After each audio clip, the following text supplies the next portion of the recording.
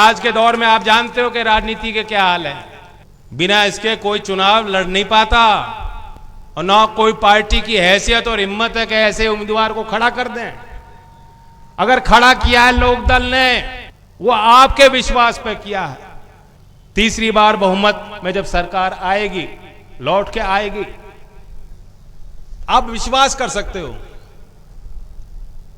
कि देश के कमेरा वर्ग को और किसान को ऐसा महसूस होगा कि देश की बागडोर उनके हाथों में है।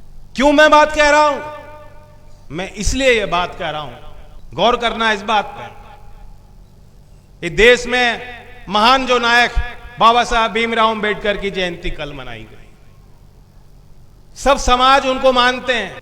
जीवन के हर क्षेत्र में जो उन्होंने कार्य किए उनका प्रभाव आज भी है, लेकिन उनको भारत रत्न उनके निधन के कई दशक बाद मिला था। कुछ देश में सत्ताधारी जो लोग और ताकतें हैं राजनीतिक, वो कभी नहीं चाहती कि जो जड़ें हैं हमारे देश की, उनसे उस भावना को से जुड़े हुए लोगों को, नेताओं को, नायकों को सम्मान मिले। उसी तरीके से चौधरी चरण सिंह जी के निधन के लगभग 4 दशक बाद एक लंबा सफर आप लोगों ने तय किया, लंबा संघर्ष आप लोगों ने साथ किया, और उनके चौधरी चरण सिंह अमर रहे के नारे की गूंज आज भी गांव गांव में है। उस नाते, उस कारण आपका सम्मान रखने के लिए भारत सरकार ने चौधरी साहब को भारत रत्न दिया। कोई छोटी बात नहीं है। और आपने ये भी देखा होगा कि बहुत लोगों के पेट में दर्द हुई, बहुत लोगों को समझ नहीं आया ये क्यों और कैसे हो गया। कल परसों तक जो लोग हमारे साथ चलते थे और चौधरी साहब का नाम लेते थे और मेरे आगे किसान की बात करते थे, उनके चेहरे पे ऐसा था जैसे काले बादल छा गए।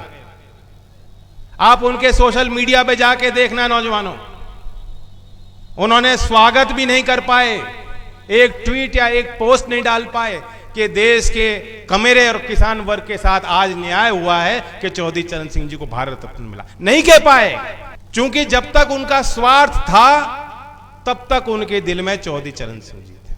ये कड़वी सच्चाई लग सकती है सब, कुछ लोगों को कड़वी बात लग रही होंगी, लेकिन आज ये सत्य साबित हो रही है।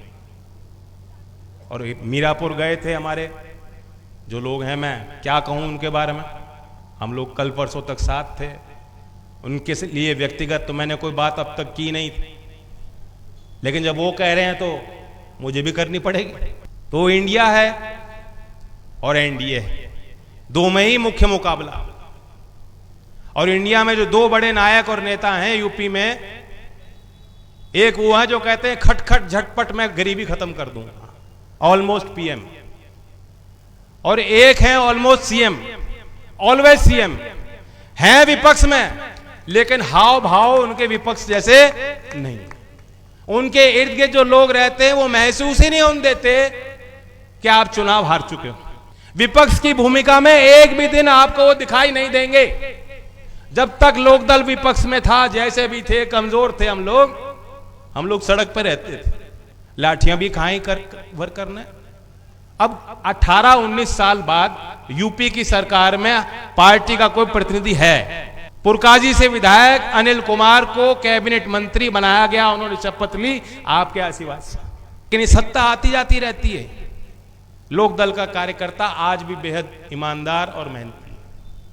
मैं पूछता हूं कि जो लोग ये विपक्ष में हैं, एक भी दिन किसी किसान मोर्चे पे गए हो? आपने देखी कोई तस्वीर? कभी गन्ना किसानों के लिए धरना दिया है? तो ये इनसे आपको मुकाबला करना है, बहुत सतर्क रहने की जरूरत है। और सीधी सी बात है, चौधरी साहब के विचारों को लेके हम लोगों को साथ चलना है। और अब कल ही जो घोषणा पत्र बीजेपी ने जारी किया, उसमें कुछ ऐसी चीजें हैं जो सीधा दिखाती हैं कि एक मेल है, एक संगम है विचारों का। और चौधरी साहब की बात, सबसे पहले तो जो यशवीर जी कह रहे थे, जो आज योजना बनती है, बिचौलिए की प्रथा को समाप्त कर दिया। और उस कारण से भेदभाव नहीं हो सकता, चाहे हिंदू हो, मुसलमान हो, सिख हो, किसी भी जाति से हो, क्योंकि डेटा है सब सरकार पर और नई विधि के प्रयोग करके योजनाओं का क्रियान्वयन हो रहा है। सीधा एक झटके में खातों में पैसा पहुंच जाता है। चाहे वो आयुष्मान हो, चाहे प्रधानमंत्री किसान सम्मान योजना हो। अब वो तौर तरीके हैं सरकार के पास, अगर सरकार चाहे तो गरीब के लिए बहुत कुछ कर सकती है। और उन्होंने कह दिया कि 5 साल जो अनाज की योजना पे छेड़छाड़ नहीं करेंगे, 5 साल हम किसान सम्मान के माध्यम से किसान को सीधी राहत देंगे। लागत के अनुरूप लाभकारी मूल्य भी एमएसपी को बढ़ोतरी करके हम किसानों को देंगे। और जो चौधरी साहब वकालत करते थे कुटीर उद्योग की, छोटे कृषि आधारित उद्योग की, इस देश में हरित क्रांति देखी, डेयरी के क्षेत्र में श्वेत क्रांति की जरूरत तक देश में है। और दूसरा जो खाद्य प्रसंस्करण उद्योग है, किसान के समूह बना के, चाहे कोऑपरेटिव क्षेत्र में हो, चाहे एफपीओ के माध्यम से हो, जहां किसान मालिक हो और पूंजी निवेश कर सके मिलके, और सहायता सरकार से उनको मिल जाए, निजी क्षेत्र की अपनी भूमिका हो। अब आवश्यकता है कि फूड प्रोसेसिंग के क्षेत्र में भी एक तीसरी क्रांति हम लाएं। लेकिन अब लोकदल और बीजेपी साथ है, ये साथ जुड़ गया तो मजबूत वकील आपको मिलेंगे, चाहे राज्य के स्तर पे हो, चाहे देश के स्तर पे हो। किसान को कैसे लाभ पहुंचा सकते हैं, मिलके हम वो लड़ाई लड़ने वाले हैं। मौसम बदल रहा है, जब जब किसान की पकी फसल होती है तो इस तरह के आसार आते हैं। प्रकृति की मार भी हम लोग झेलते हैं। लेकिन 19 तारीख में, और जब ऐसा मौसम आता है तो तुरंत किसान कहता है भाई पहले खेत में जाओ, पहले रखवाली कर लो। फसल की रखवाली तो खेत जाके होगी, लेकिन आप अपने वोट की रखवाली भी करना।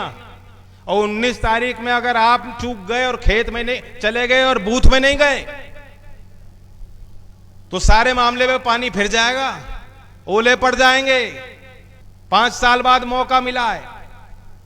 और जो अखिलेश जी मीरापुर में जाके कह रहे थे ना कि जयंत हमारे साथ तो तुम्हें 1 रुपए का मोल था। धन्यवाद अखिलेश जी, आपने बहुत बड़ी कीमत लगा दी मेरी 1 रुपए की। 1 रुपए तो बहुत हो।